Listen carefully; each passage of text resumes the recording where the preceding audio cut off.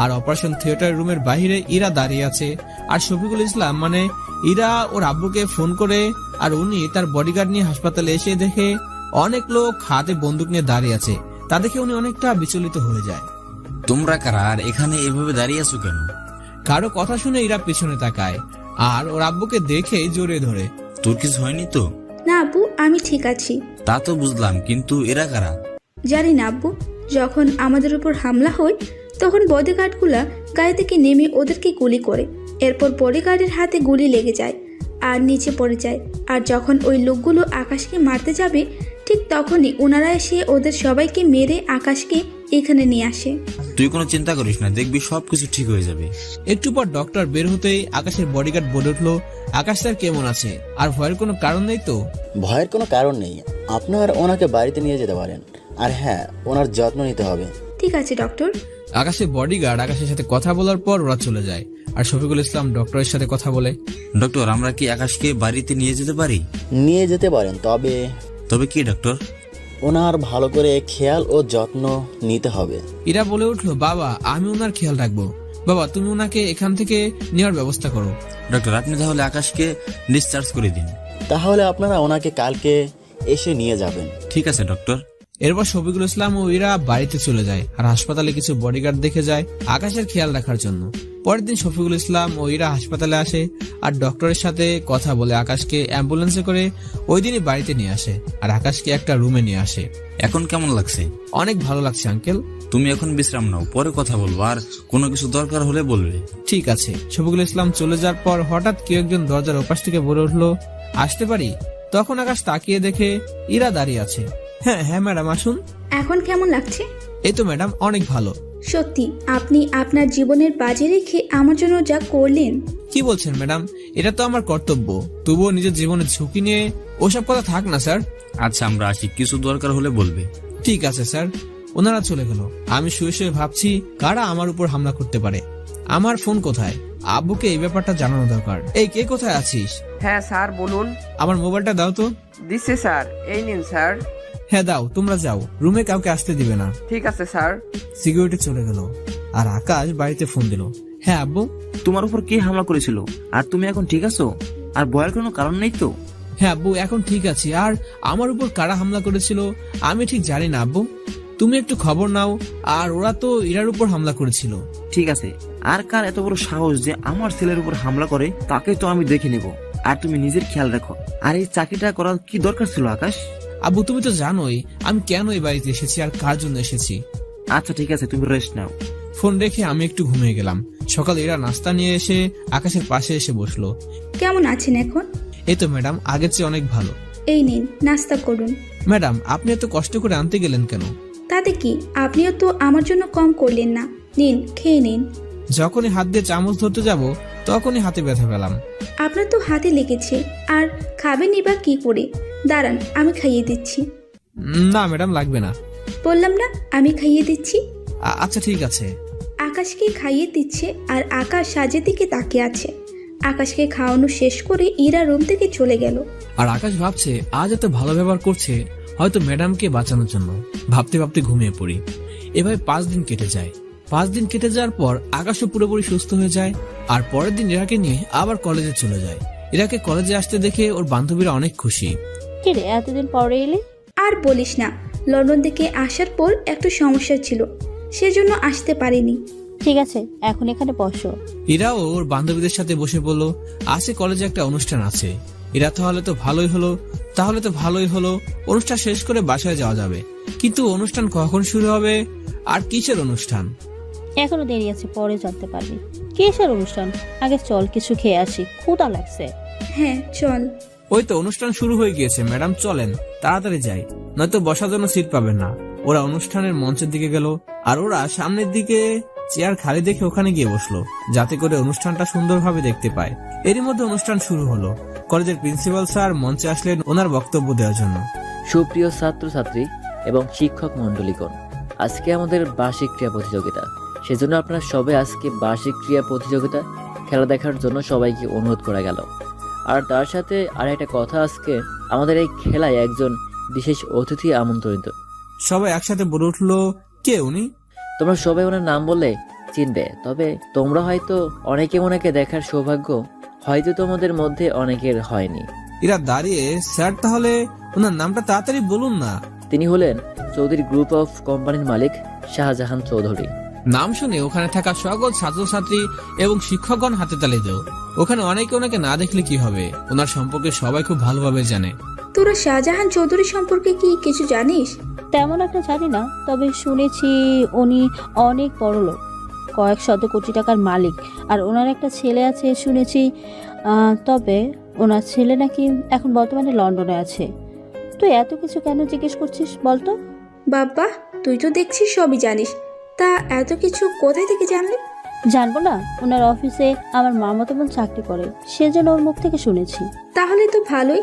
তা তোর মামাতো বোনকে বলে আমাদের আজকে ওনার বাড়িতে নিয়ে যেতে পারবি? কেন বলতো? আর ওখানে গিয়েই বা কি করবো? দেখ, বেশি কিছু না, শুধু ওনার বাড়িটা দেখতে ইচ্ছা করছে। তোকে তো ঢুকতে দেবে না, কেননা ওনার বাড়িতে অপরিচিত কোনো লোকই ঢুকতে পারে না। আর বাড়ির মেইন গেটে সিকিউরিটি থাকে, আর বাড়ির ভেতরেও। সেই জন্য ঢুকতে দেবে কিনা বলতে পারি না। জানি তো, সেজন্যই তো তোর মামাতো বোনের হেল্প লাগবে। কেন, ওই আমাদের চৌধুরী বাড়ির ভেতরে নিয়ে যেতে পারবি? ওই দেখো শাহজাহান চৌধুরী চলে এসেছে। দেখো ওনার সাথে 15-20 জন বডিগার্ড, সাথে 5টা গাড়ি। গাড়িগুলো দেখে মনে হচ্ছে এক একটা গাড়ি 3 কোটি টাকা হবে। কি বলিস, এত টাকা? আর তুই কি করে জানলি এগুলোর এত দাম? হ্যাঁ দেখ, প্রতিটা গাড়ি বুলেট প্রুফ গাড়ি, কারণ এনারা বিজনেস করার কারণে এনাদের অনেক শত্রু হয়। আর ওদের থেকে বাঁচার জন্য এনারা এইসব গাড়িতে চলাফেরা করে, যাতে করে ওনাদের কোনো ক্ষতি না হয়। এবার বুঝতে পেরেছি। এখনই আমাদের মাঝে উপস্থিত হয়েছেন চৌধুরী অফ গ্রুপ কোম্পানির মালিক শাহজাহান চৌধুরী। কলেজ সকল শিক্ষকগণ ওনাকে ফুল দিয়ে বরণ করে নিচ্ছে। অনেক ছাত্রছাত্রীও ফুল দিচ্ছে ওনাকে। উনি ফুলগুলো বডিগার্ডদের হাতে দিয়ে উনি মঞ্চে উঠে ওনার জায়গায় বসে গেলেন। আর ওনার চারপাশে 6 জন বডিগার্ড বন্দুক নিয়ে দাঁড়িয়ে আছে, আর বাকি বডিগার্ডরা মঞ্চের চারপাশে দাঁড়িয়ে পাহারা দিচ্ছে। এরপর শুরু হলো বার্ষিক ক্রীড়া প্রতিযোগিতা। আর এই অনুষ্ঠানে অনেক রকমের খেলার আয়োজন করা হলো, যেমন দৌড় খেলা, উচ্চালয়, সাঁতার, কাবাডি ইত্যাদি। আরো অনেক রকমের খেলা ছিল। আর আস্তে আস্তে প্রতিযোগিতা খেলাগুলো শেষ হতে লাগলো। প্রধান অতিথি যারা বিজয়ী হয়েছে তাদের হাতে ট্রফি তুলে দিল। আর ওনার ফোন আসাতে উনি সবার থেকে বিদায় নিয়ে চলে গেল। উনি চলে যাবার পর প্রতিযোগিতা শেষ হলো, ওখান থেকে সবাই চলে গেল। সবার চলে যাওয়া দেখে আকাশ বলে উঠলো, ম্যাডাম যাবেন না? ও হে, চলো নদী, আজ আসি রে, বাই। আচ্ছা ঠিক আছে, বাই। আকাশ গাড়ি ড্রাইভ করে বাসার দিকে রওনা দিল। আজকের আকাশ অন্য রাস্তা দিয়ে গাড়িটা চালিয়ে আসলো, কেননা ইরা চৌধুরী বাড়িটা দেখার খুব ইচ্ছে। সেজন্য আকাশ ইচ্ছে করে এই পথ দিয়ে আসা, যেন ইরা এই বাড়িটা দেখে। ইরা হঠাৎ খেয়াল করে দেখে চৌধুরী বাড়ির সামনে দিয়ে আকাশ গাড়ি চালিয়ে যাচ্ছে। আকাশ গাড়ি থামিয়ে বাড়িটার দিকে এক দৃষ্টিতে তাকিয়ে আছে। ওই কি দেখছিস? তুই জানিস ওটা কার বাড়ি? তাড়াতাড়ি এখান থেকে চল, নয়তো ওই সিকিউরিটি কি করে বসবে তা আমরা জানি না। না ম্যাডাম, আপনি জানেন আর কিছুই হবে না, আমি আছি তো ম্যাডাম। ওই চোখে দেখতে পাচ্ছিস না গেটের সামনে চৌধুরী বাড়ির নেম প্লেট আটকানো আছে? দেখলাম, কিন্তু ম্যাডাম তখন খেয়াল করিনি। খেয়াল করবি কেন? এরকম বাড়ি দেখলে তোদের মতো বডিগার্ডদের হুঁশ ঠিকানা থাকে না। এখানে দাঁড়িয়ে থাকবি না কি? দেরি হলে এদের আবার প্রশ্ন শুরু হয়ে যাবে। হ্যাঁ, না। কি হ্যাঁ না করছিস? ওরা আসার আগে তাড়াতাড়ি চল। যাচ্ছি ম্যাডাম। গাড়ি স্টার্ট দিয়ে রওনা দিলাম। যদি কখনো ওই বাড়িতে ঢুকতে পারতাম তাহলে নিজেকে ধন্য মনে করতাম। ওই চুপ, ওনাদের সাথে আমাদের তুলনা কি করে হয়? ওনার বাড়িটা কম করে হলেও 10 কোটি টাকার হবে, আর অন্য সম্পত্তির বাড়ি গাড়িগুলো তো বাদই দিলাম। আপনাদের বাড়িটাও তো অনেক সুন্দর, তাহলে ওনাদের বাড়িতে ঢুকতে কেন চাইছেন? তা শুনে আকাশ মুচকি হাসছে, কেননা 10 কোটি টাকার বেশি আকাশের ঘরের আসবাবপত্র আছে। তার সবচেয়ে বড় কথা হলো আকাশের রুমের ভিতরে কোটি টাকার জিনিসপত্র আছে। ওই বডিগার্ড, হাসছিস কেন? না ম্যাডাম, এমনি। এর মধ্যে আকাশ গাড়ি ড্রাইভ করে এরাদের বাসায় চলে আসলো। এরা গাড়ি থেকে নেমে ওর রুমে চলে গেল। আর আকাশ শফিকুল ইসলামের সাথে কথা বলল, স্যার আমি তাহলে বাড়িতে চলে যাব। আচ্ছা যাও, আর এই নাও তোমার এই মাসের মাইনের টাকাটা রাখো। ধন্যবাদ স্যার। শফিকুল ইসলামের কাছ থেকে বিদায় নিয়ে আকাশ ওদের বাড়িতে চলে আসে। আর ওর রুমে গিয়ে ফ্রেশ হয়ে শুয়ে শুয়ে ভাবছে, এরাকে বোঝাই মুশকিল, কখন কি আচরণ করে নিজেই বুঝতে পারে না। বলে হাসছে, তাই দেখে মিসেস পারুল বলল, কি খুশিতে আমার ছেলেটা এরকম ভাবে হাসছে। বলতে বলতে মিসেস পারুল আকাশের রুমে ঢুকলো। আমি তো ইরার কথা ভাবতে ভাবতে হাসছি। কেন, আজ আবার কি করছে ইরা? ওই দিন আমার হাতে গুলি লাগার ফলে আমাকে ও কয়েকদিন নিজের হাতে খাইয়ে দিল, আর অনেক বকাঝকাও করলো। আমি না ইরাকে বুঝতে পারি না। তাহলে একটা কাজ করলে হয় না, ইরাকে তোর মনের কথা বলে দে। এখন আম্মু আরো পরে বলবো। তখন যেন দেরি না হয়ে যায়। তা নিয়ে তোমাকে ভাবতে হবে না। আমি এখন যাই, রুমে খাবার পাঠিয়ে দিব। না আম্মু, লাগবে না। আচ্ছা তাহলে গুড নাইট। Good night. অন্যদিকে ইরা ওর আব্বু আম্মু ডিনার টেবিলে বসে আছে। ইরা, তোমাকে একটা কাজ করতে হবে। কি কাজ আব্বু? তোমাকে একটু চৌধুরী বাড়িতে যেতে হবে। কোন চৌধুরী বাড়ি? শাহজাহান চৌধুরী। সত্যি? কিন্তু কেন যাব আব্বু? একটা কাজে যেতে হবে, আর তুমি এত এক্সাইটেড কেন? আমার অনেক দিনের শখ একটু চৌধুরী বাড়িতে যাওয়ার, কিন্তু আব্বু ওখানে আমাদের কি কাজ? তুমি কি ভুলে গেছো আমরা যে প্রজেক্টটা পেয়েছি ওটার কাজ শুরু করতে গেলে শাহজাহান চৌধুরী সাইন লাগবে, আর সেজন্য তোমাকে ওনার বাড়িতে যেতে হবে, কারণ উনি কালকে অফিসে যাবেন না, সেজন্য তোমাকে ওনার বাড়িতে গিয়ে দেখা করতে হবে। সত্যি বলছো আব্বু? ঠিক আছে, আমি তোর ওখানে যাওয়ার ব্যবস্থা করে দিব। ধন্যবাদ আব্বু। হয়েছে, এখন ডিনারটা শেষ করে ঘুমিয়ে পর কালকে যেতে হবে, কেননা কাল উনি বাড়িতে থাকবে। ঠিক আছে আব্বু, কিন্তু ওনার অনুমতি ছাড়া তো বাড়িতে ঢুকতে পারো না। ও নিয়ে কোনো চিন্তা করতে হবে না। ওনার বাড়িতে ঢোকার জন্য একটা বিশেষ কার্ডের প্রয়োজন হয়। ওটা আমার মতো অনেক কোম্পানিকে উনি দিয়েছেন এবং প্রত্যেকের নামে আলাদা আলাদা কার্ড আছে। তুই আমার কার্ড নিয়ে গেলে আর কোনো সমস্যা হবে না। আচ্ছা আব্বু, গুড নাইট। Good night. সকাল 7টায় মোবাইলের রিংটোনে আকাশের ঘুম ভাঙে। আকাশ ফোনটা হাতে নিয়ে দেখে শফিকুল ইসলামের ফোন। আসসালামু আলাইকুম আঙ্কেল। ওয়ালাইকুম আসসালাম। আঙ্কেল হঠাৎ ফোন দিলেন যে? আসলে তোমাকে একটু আজকে তাড়াতাড়ি আসতে হবে আমাদের বাসায়। কেন আঙ্কেল, কোনো সমস্যা হয়েছে? না, তেমন কিছু না। আসলে আঙ্কেল, আমরা প্রজেক্টটা পেয়েছি, ওটা শুরু করতে চৌধুরী সাহেবের একটা সাইন লাগবে, সেজন্য ইরার সাথে তোমাকে ওখানে যেতে হবে, আর সেজন্য একটু তাড়াতাড়ি আসতে হবে। আচ্ছা আঙ্কেল, আমি 1 ঘন্টার মধ্যে আসছি। আচ্ছা ঠিক আছে, দেরি যেন না হয়। Okay uncle. ফোনটা রেখে আকাশ সিকিউরিটিকে বলে বাসার বাইরে ড্রয়িং রুমে আসতে বলল। একে একে আকাশের আব্বু আম্মু, বডিগার্ড, সিকিউরিটি গার্ড আর বাড়ির অন্য সার্ভেন্ট ও সেখানে উপস্থিত হলো।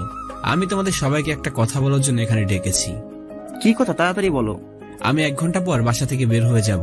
ঠিক 30 মিনিট পর একটা মেয়েকে নিয়ে আবার এই বাড়িতে আসবো। মেয়েটাকে তো বলবি? আম্মু, পুরো কথাটা তো শেষ করতে দিবে? সবাই একসাথে বলে উঠলো, ঠিক আছে বলেন স্যার। আমার সাথে যে মেয়েটা আসবে সেজন্য আমার পরিচয়টা না জানতে পারে, সেজন্য আমি যখন এ বাড়িতে ঢুকবো তখন তোমরা এমন ভাবে থাকবে যেন তোমরা কেউ আমাকে চিনো না, এমনকি কখনো দেখোনি, ঠিক আছে? বলে বসার দিকে তাকিয়ে সবাই হা করে আমার দিকে তাকিয়ে আছে। তাই আকাশ ধমক দিয়ে বলল, আমি যা বলেছি তা যেন মাথায় থাকে। কেউ যদি আমাকে মেয়েটার সাথে থাকা অবস্থায় স্যার বলেছো তাহলে তার চাকরি চলে যাবে। আম্মু ছাড়া সবাই হ্যাঁ বললো। তাহলে আমরা কি করব? ও হ্যাঁ, আমি যে তোমাদের ছেলে ও যেন মেয়েটা না জানতে পারে, ঠিক আছে? জানবে না কিন্তু। কোনো কিন্তু নয়। আমি ফ্রেশ হতে গেলাম, এখন আর নাস্তা করব না। আকাশ ফ্রেশ হয়ে সকালে নাস্তা করে ইরাদের বাসায় যেতে লাগলো আর ইরার জন্য অপেক্ষা করতে লাগলো। ইরা নেমে এলো, তাও মডার্ন ড্রেসে। তা দেখে আকাশ বলে উঠলো, ম্যাডাম এটা কি পরেছেন? কেন, কি হয়েছে? শাড়ি পরলে কিন্তু আপনাকে খুব সুন্দর মানাবে। আমি কি পরবো না পরবো তা কি তোকে বলতে হবে? তবুও ম্যাডাম, চৌধুরী বাড়িতে যাচ্ছেন, উনি আবার এরকম মডার্ন ড্রেস পছন্দ করে না। বাবা, তুই তো দেখছি সবই জানিস। জামা এটা চেঞ্জ করে শাড়ি পরে আয়। যদি উনি রেগে গিয়ে প্রজেক্টটা ক্যান্সেল করে দেয় তখন তো আমাদের অনেক ক্ষতি হয়ে যাবে। অনেকটা বিরক্ত ভাব নিয়ে যাচ্ছি। এরা চেঞ্জ করতে উপরে চলে গেল আর আকাশ বসে আছে, কখন এরা নিচে নামবে আর কখন আকাশ তার ভালোবাসার মানুষটিকে দেখতে পারবে। এই তো এরা নেমে এলো, একটা নীল শাড়ি পরে, হাতে হালকা চুড়ি, গলায় জুয়েলারি, কপাল টিপ, দেখতে তো পুরাই নীলপরির মতো লাগছে। এর চেয়ে বেশি বর্ণনা দিব না, নয়তো নায়কের বদলে ভিউয়ার্সরাই প্রেমে পড়ে যাবে। হাঁ করে তাকে আছেন কি? চলুন। এই নে ফাইল, কোনো সমস্যা হলে আব্বুকে বলিস। ঠিক আছে আব্বু, আমি গেলাম। হ্যাঁ চলুন ম্যাডাম। গাড়ি চালানোর সময় আকাশ ইরাকে জিজ্ঞেস করে, ম্যাডাম আমরা চৌধুরী বাড়িতে কেন যাব? ফাইলে একটা সাইন নিতে যাচ্ছি। কিন্তু ম্যাডাম আমাদের কি ঢুকতে দিবে? তা নিয়ে তোকে ভাবতে হবে না, তাড়াতাড়ি চল। আকাশ গাড়ি ড্রাইভ করে চৌধুরী বাড়ি গেটের সামনে আসলো আর ইরা গাড়ির কাছ নামে গেটে কার্ড দেখালে দরজা খুলে যায় আর আকাশ গাড়ি থেকে ভিতরে গেল। আকাশ গাড়ি থেকে নেমে ইরার জন্য দরজা খুলে দিল আর ইরা গাড়ি থেকে নামতেই, হাঁ করে তাকিয়ে আছেন কি? চলুন। ও হ্যাঁ চলুন। আকাশ গাড়ি ড্রাইভ করে চৌধুরী বাড়ি গেটের সামনে আসলো আর কার্ড দেখিয়ে গাড়িটা ভিতরে নিয়ে গেল। আকাশ গাড়ি থেকে দরজাটা খুলে দিল আর ইরা গাড়ি থেকে নেমে তো পুরাই অবাক, কেননা ইরা বাড়িটা কত সুন্দর হবে কল্পনা করেছিল, বাড়িটা তার চেয়ে সুন্দর দেখতে, একদম রাজপ্রাসাদ থেকেও কয়েক গুণ বেশি সুন্দর। আকাশের বাড়ির সৌন্দর্য আর বাড়ি সম্পর্কে বলেছিলাম না, গল্পের নায়িকার মুখে থেকে শুনে নেবেন। তাহলে এবার চলুন শুরু করা যাক। ইরা বাড়ির সামনে দাঁড়িয়ে আছে আর চারপাশে থাকা সবকিছু দেখছে। বাড়ির সামনে রয়েছে 2টা সুইমিং পুল আর সুইমিং পুলের চারপাশে এবং ভিতরে বিভিন্ন রকমের লাইট, আর লাইটের আলোতে সুইমিং পুলের পানি বিভিন্ন রঙের হচ্ছে, মনে হচ্ছে বিভিন্ন রং এখানে খেলা করছে। তার পাশে হেলিকপ্টার রাখার জন্য প্রচুর জায়গা, আর ওখানে 3টা হেলিকপ্টার রাখা আছে। বাড়ির পাশে সারি সারি ফুল গাছ, মনে হয় কয়েক হাজার রকমের ফুল গাছ হবে। আর এত ফুল গাছের নাম এরা জানেও না, তবে ফুলের কি মিষ্টি গন্ধ যেন মন ভরে যায়। আর বাড়ির সামনে পিছনে 30-40টা সিকিউরিটি গার্ড আছে, আর 10-12টা গাড়ি রাখা আছে, আর প্রত্যেকটা গাড়ির জন্য আলাদা আলাদা ড্রাইভার আর সিকিউরিটি ব্যবস্থা আছে। বাড়ির পিছনের দিকে রয়েছে নানা রকমের ফল গাছ, দেখে মনে হচ্ছে এরা কোনো এক ফল বাগান দেখছে। মোট কথা বাড়ির চারদিকে দেখতে এতই সুন্দর, যায় না বাড়ির ভিতরটা কত সুন্দর হবে। এতক্ষণ তো বাড়ির বাইরে বর্ণনা দিলাম, আর একটু ভিতরে ঢুকে তারপর না হয় বাড়ির ভিতরে বর্ণনা দিব। এরা সেই কখন থেকে দাঁড়িয়ে আছে আর বাড়ির আশেপাশে দেখছে। ইরাকে দেখে কিন্তু মনে হচ্ছে না এরা কোনো কাজে এসেছে। আকাশের কথা এরার ঘোর কাটলো। ম্যাডাম, ভিতরে যাবেন না? ও হ্যাঁ, যাবো তো। তাহলে চলুন। আসলে বাড়িটা যত সুন্দর ভেবেছিলাম, বাড়িটা তার চেয়েও বেশি সুন্দর। সত্যি বলছেন ম্যাডাম, বাড়িটা আসলে অনেক সুন্দর। চলুন ম্যাডাম, দেরি হয়ে যাচ্ছে, এবার ভিতরে যাওয়া যাক। হ্যাঁ চল। আর হ্যাঁ, গিফটগুলো নিয়েছিস? না ম্যাডাম। কি, তোকে দিয়ে একটা কাজও ঠিক মতো করা হয় না। ম্যাডাম, গাড়িতে আছে, কিন্তু এক্ষুনি নিয়ে আসছি। আকাশ গিফটগুলো নিয়ে আসে, আর এরা আগে যাচ্ছে, আকাশ এরার পিছনে পিছনে আসছে। আকাশ কলিং বেল বাজাতে সার্ভেন্টরা এসে দরজা খুলে দেয়। ভিতরে আসুন ম্যাডাম, আপনাদের কার্ড দিন আর এখানে বসে অপেক্ষা করুন, আমি স্যারকে ডেকে দিচ্ছি। আর হ্যাঁ, এই কার্ডটা নিয়ে দেখালেই হবে। Okay madam. সার্ভেন্ট উপরে গিয়ে শাহজাহান চৌধুরী রুমের সামনে দাঁড়িয়ে থাকা বডিগার্ডদের এই কার্ডটি দিল। স্যার, আপনার সাথে কেউ দেখা করতে এসেছেন? পরিচয় দিয়েছে বা কিছু দিয়েছে? হ্যাঁ স্যার, এই নিন কার্ড। কার্ডটা ভালো করে দেখে ওদের বসতে বলো, আমি আসছি। Okay sir. সার্ভেন্ট ওনাকে অপেক্ষা করতে বলে স্যার আসছে। এরপর সার্ভেন্ট নিচে এসে ইরাকে অপেক্ষা করতে বলে, আর সার্ভেন্ট নিজের কাজে চলে যায়। বাড়িটা তো অনেক সুন্দর। হ্যাঁ ম্যাডাম, সত্যিই বাড়িটা অনেক সুন্দর। আমার কথা রিপিট করছেন কেন? কই ম্যাডাম? চুপচাপ দাঁড়িয়ে থাকো। ঠিক আছে ম্যাডাম। ওই তো ম্যাডাম, চৌধুরী সাহেব নেমে এসেছে। তোমরা দাঁড়িয়ে আছো কেন? বসো। ধন্যবাদ স্যার। ওই ছেলেটা কে? ও আমার বডিগার্ড। বডিগার্ড হলেও সমস্যা নেই, বস তুমি। ধন্যবাদ স্যার। স্যার, আমরা একটা প্রজেক্ট পেয়েছি, আর ওটার কাজ শুরু করতে আপনার সাইন লাগবে। আচ্ছা, প্রজেক্টের ফাইলটা দেখি। উনি প্রজেক্টের ফাইলটা দেখে কি যেন ভেবে সাইন করে দিল। ধন্যবাদ স্যার। স্যার, একটা কথা জিজ্ঞেস করব? হ্যাঁ বলো। কিছু যদি মনে না করেন, আমি আপনার বাড়িটা ঘুরে দেখতে চাই। আচ্ছা, দেখতে পারো, কিন্তু কোনো ছবি তুলতে পারবে না। ধন্যবাদ স্যার। আমি কি দেখতে পারি? ঠিক আছে, দেখতে পারো। এই, তোকে কে কথা বলতে বলছে? Sorry madam. এতটা কথা মনে রাখবে, ও তোমার বডিগার্ড হলেও ওই ছেলেটাও কিন্তু মানুষ, ওরও কিছু শখ থাকতে পারে। কিন্তু স্যার। কোনো কিন্তু নয়, তুমি দেখো। ইরা আর আকাশ পুরো বাড়িটা ঘুরে ঘুরে দেখলো। বাড়ির প্রত্যেকটা জিনিস অনেক দামি। বাড়ির ভিতরে দেখলে মনে হবে বাড়িটা পুরো স্বর্ণ দিয়ে বানানো। বাড়ি অনেক বড় হল রুম, এমনকি পুরো বাড়ির আসবাবপত্রগুলো বাইরে থেকে আনানো। এরকম আসবাবপত্র এরা আগে কখনো দেখেনি। এভাবে এরা পুরো বাড়িটা ঘুরে দেখলো। সবগুলো রুমই অনেক বড়, কিন্তু একটা রুমের দিকে চোখ পড়তেই এরা অবাক হয়ে যায়, কারণ বাড়ির সবগুলো রুম থেকে এই রুমটা দেখে মনে হচ্ছে অনেক বড়। সেজন্য এরা সেই রুমটা দেখার কৌতূহল হলো। সেজন্য এরা রুমের দিকে গেল, কিন্তু দরজার সামনে সিকিউরিটি সিস্টেম চালু করা আছে, আর এরা পাসওয়ার্ডের জন্য সেই রুমে ঢুকতে পারছে না। হ্যাঁ, আপনাদের হয়তো আগে বলা হয়নি, চৌধুরী বাড়ি শাহজাহান চৌধুরী ও মিসেস পারুল আক্তার রুমের সামনে সিকিউরিটি আছে, আর আকাশের রুমের সামনে আছে। কেননা আকাশ রুমে ঢুকতে গেলে আকাশের চোখে রেটিনা ছাড়া ঢোকা সম্ভব না। চৌধুরী বাড়িতে এই 2টা রুমে শুধু মাত্র পাসওয়ার্ড দিয়ে ঢুকতে হয়। আকাশের রুমে ওর আব্বাম্মু ঢুকতে পারে পাসওয়ার্ডের জন্য, আর এই পাসওয়ার্ড ওনারা ছাড়া আর কেউ জানে না। সবগুলো রুমই ঠিক আছে, কিন্তু স্যার এই রুমটা সবগুলো রুম থেকে অনেক আলাদা। কিন্তু আমরা এই রুমে ঢুকবো কিভাবে? এখানকার সিকিউরিটিকে জিজ্ঞাসা করি, দেখি ওরা কিছু করতে পারে কিনা। এটা ভালো হবে। এই সিকিউরিটি। হ্যাঁ ম্যাম, বলুন। এই রুমে ঢুকবো কিভাবে আপনি কি জানেন? সরি ম্যাম, ছোট সাহেব ছাড়া এই রুমের দরজা কেউ খুলতে পারবে না। তোমাদের ছোট সাহেব এখন কোথায়? আর এখানে তো পিনকোড দিয়ে ঢোকা যায়, আর পিনকোড কি আপনারা বলতে পারবেন? সরি ম্যাডাম, পিনকোড শুধুমাত্র স্যার আর ম্যাডাম জানে। আমার ছোট সাহেব লন্ডনে আছে। আচ্ছা, তাহলে কি এই রুমটা দেখতে পারবো না? না ম্যাম। তাহলে আমরা আসি। আচ্ছা, তোমাদের এখানে তো প্রত্যেকটা জায়গায় সিসিটিভি ক্যামেরা আছে, তা ওই রুমেও নিশ্চয়ই থাকবে। হ্যাঁ আছে, কিন্তু কিন্তু কি? সিসি ক্যামেরার ফুটেজ ছোট স্যারের রুম থেকে দেখতে হবে। তাহলে আর কি করা, বলে নিচে নেমে এলো। বাড়িটা ঘুরে দেখা হয়েছে? না ম্যাম, ওখানে একটা রুম এখনো দেখা বাকি আছে। আসলে ওই রুমে আমি, আমার হাজবেন্ড আর আমার ছেলে ছাড়া আজ পর্যন্ত কোনো লোকই ওই রুমে ঢুকেনি। আমার ছেলের ইচ্ছে ওই রুমে একমাত্র চতুর্থ ব্যক্তি হিসেবে আমার ছেলের বউ ওই ঘরে ঢুকবে। একটু লজ্জা পেয়ে, তাহলে থাক ম্যাম, আমি তাহলে নিচে যাই। ঠিক আছে ম্যাম, তাহলে আমরা আসি। ওখান থেকে বিদায় নিয়ে ইরা আর আকাশ গাড়ি নিয়ে বের হয়ে এলো, আর ফাইল নিয়ে ওরা ইসলাম গ্রুপ অফ কোম্পানির দিকে যাবে। আর শরীফুল ইসলাম মানে ইরার আব্বুকে ফাইলটা দেওয়ার জন্য। গাড়ি চালাতে চালাতে পথে বিপদ হলো। ফাইল নিয়ে যাওয়ার সময় আমাদের গাড়িকে কয়েকটা গাড়ি ফলো করে। প্রথমে অতটা খেয়াল করিনি, ভেবেছি রাস্তার মধ্যে বিভিন্ন গাড়ি চলাচল তো করতেই পারে, কিন্তু কিছুক্ষণ পর ভালো করে বুঝতে পেরেছি গাড়িগুলো আমাদের ফলো করছে। সেজন্য যে ভাবা সেই কাজ, আমি দ্রুত গাড়ি চালাতে লাগলাম, কিন্তু এতগুলো গাড়ির সাথে আর পেরে উঠতে পারিনি। আমাদের গাড়িটা চলতে থাকে, আর ওদের কয়েকটা গাড়ি আমাদের গাড়ির সাথে ধাক্কা লেগে কয়েকটা গাড়ি নষ্ট হয়ে যায়। এরই মধ্যে ওদের গাড়ি এসে আমাদের গাড়িকে ধাক্কা দেয়, যার কারণে গাড়িটা কন্ট্রোল হারিয়ে উল্টে যায়। এতে করে আমি আর ইরা দুজনে অনেক আঘাত পাই। অনেক কষ্টে গাড়ি থেকে বের হয়ে ইরাকেও বের করি, কিন্তু ইরা তখন জ্ঞান ছিল না, মনে হয় মাথায় আঘাত লেগেছে, সেন্সলেস হয়ে গিয়েছে। ইরাকে কোলে নিয়ে একটা জায়গায় বসে ওদের সাথে লড়াই করতে থাকি, একে একে ওদের সবাইকে মেরে আহত করে ফেলি। এদিকে ইরার জ্ঞান ফিরছে না, সেজন্য গাড়িতে থাকা পানির বোতলে নেই ইরার চোখে মুখে পানি ছিটিয়ে দেই। এরপর ইরার জ্ঞান ফিরে আসে। ম্যাডাম, আপনি ঠিক আছেন তো? হ্যাঁ, এখন একটু ঠিক আছি। ওরা কারা ছিল?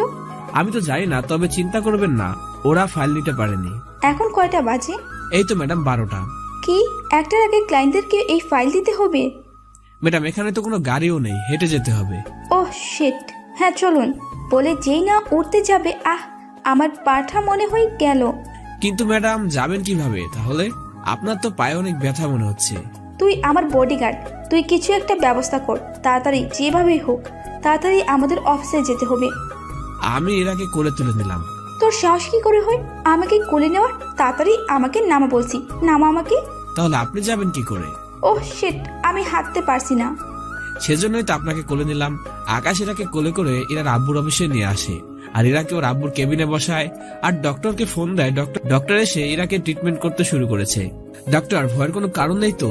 তেমন ভয়ের কোনো কিছু নেই, 2-3 দিনের মধ্যে ঠিক হয়ে যাবে। ধন্যবাদ ডক্টর, আপনি তাহলে এখন আসতে পারেন।